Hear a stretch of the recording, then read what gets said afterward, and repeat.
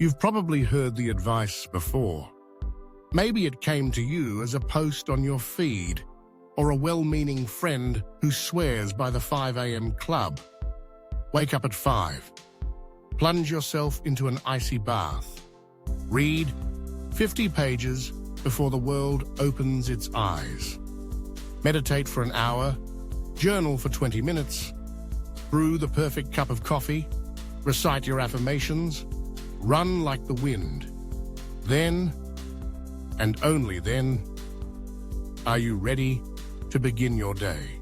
But let's be honest, most of us try these routines, maybe out of inspiration, maybe out of desperation. We set the alarm for an hour too early. We make a checklist that's longer than our to-do list for the entire day. And for a while, it even feels good, like we belong to that group of people who, according to the videos, run the world. And then, on day 3 or 4, we crash. The snooze button wins. The cold water goes unturned. Our books close. Our journals gather dust. Why? Because those routines, as impressive as they look, weren't made for us. They weren't carved out of our own values, our own energy levels, or the reality of our lives. We borrowed them, and like a borrowed set of clothes, eventually the seams just don't fit. Morning routines often fail because they're copied, forced, and overcomplicated. We chase after what works for others without pausing to ask what will work for us. And in the end, instead of feeling empowered, we feel guilty, frustrated, even more tired than when we began. Today it's time to change that. To stop actually chasing someone else's version of a perfect morning and start building one that actually fits you.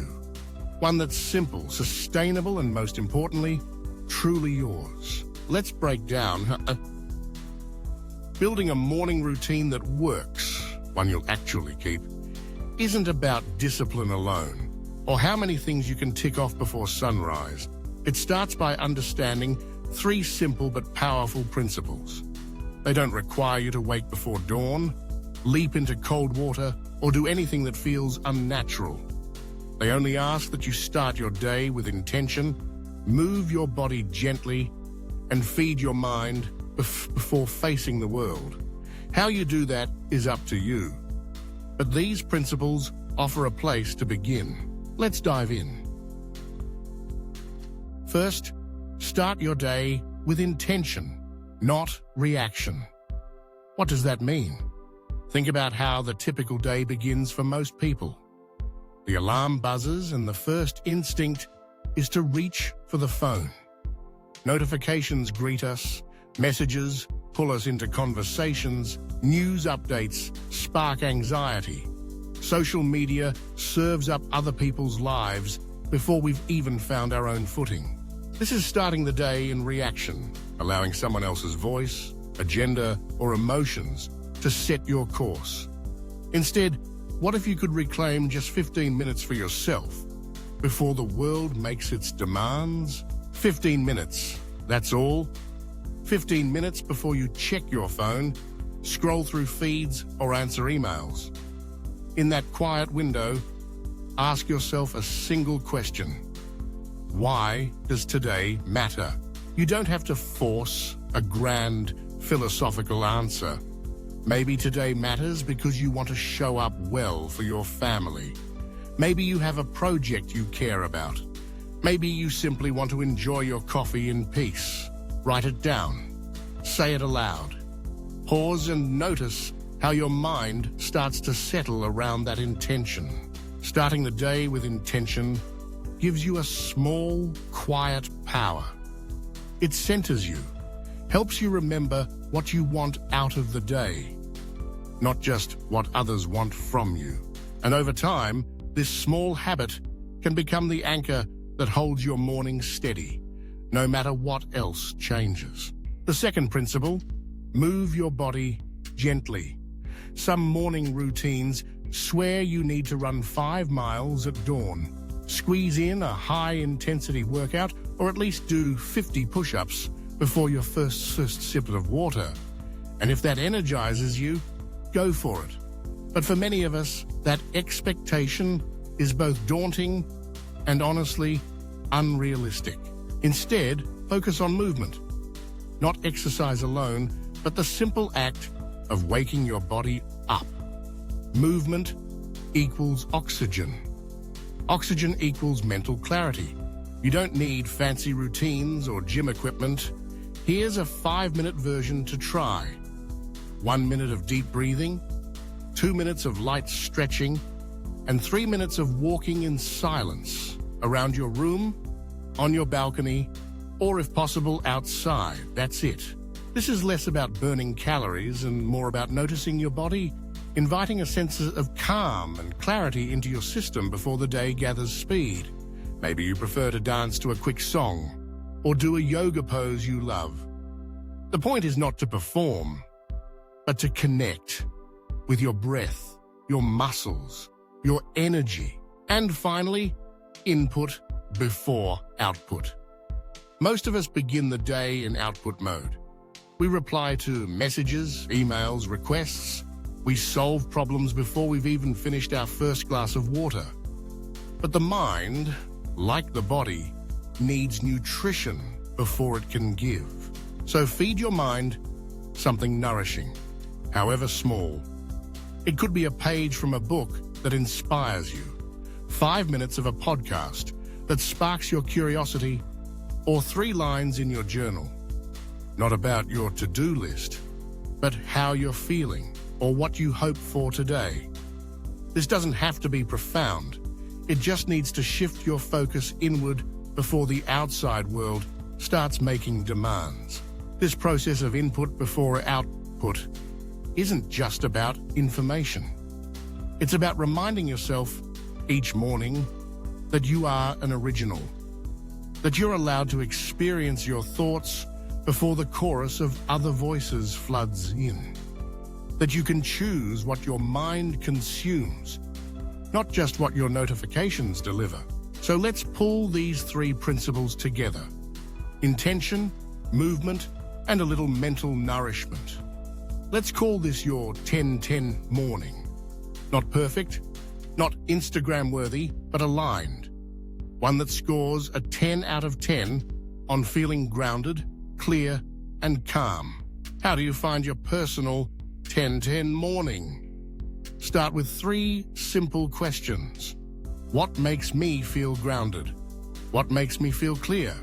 What makes me feel calm? Maybe it's brewing coffee without rush, listening to music you love, stretching in a patch of sunlight, reading just a paragraph of something that lifts you up, or simply sitting in silence for a minute.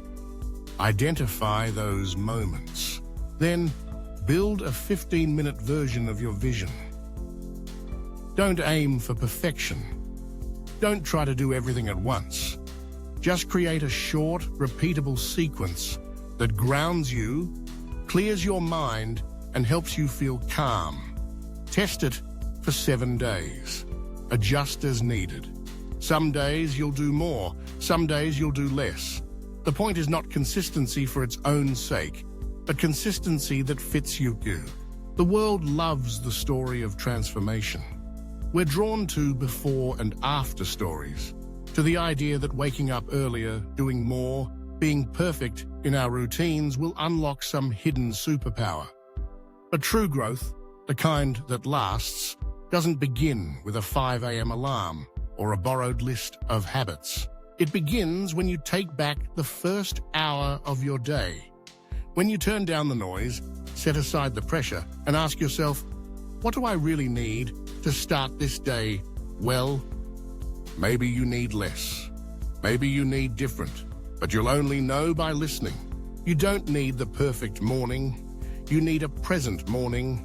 A morning that belongs to you, not to your feed, not to a trend, not to someone else's schedule. So, where do you start? Not tomorrow, not next Monday, not after you've bought a new planner or downloaded an app. Start now, with a 3-step morning routine that fits your life, your energy, your heart. Step 1, Name your intention. Why does today matter to you? Step 2, move your body gently. 5 minutes is enough. Step 3, feed your mind before you face the world. 1 page, 5 minutes, 3 lines, whatever you can do. Keep it simple, keep it yours, and most importantly, keep it repeatable. You'll be amazed at what happens when you stop forcing yourself to fit someone else's mold, and instead shape a morning that feels like home. And now I'd love to hear from you. What's your 3-step morning routine? Maybe it's intention, movement, and input. Maybe it looks a little different. That's the whole point, to find what works for you, not just what works on paper. If you're ready to make peace with your mornings, to enjoy them, and maybe even look forward to them, start small. 15 minutes. Consistency, not perfection. Try it for a week. Notice what changes, inside and out. And if this resonates, if you're tired of forcing routines, of chasing someone else's idea of what you should do, share this with a friend who might need it too. Let's build mornings that nourish, not drain. Inspire, not shame. Connect, not compare.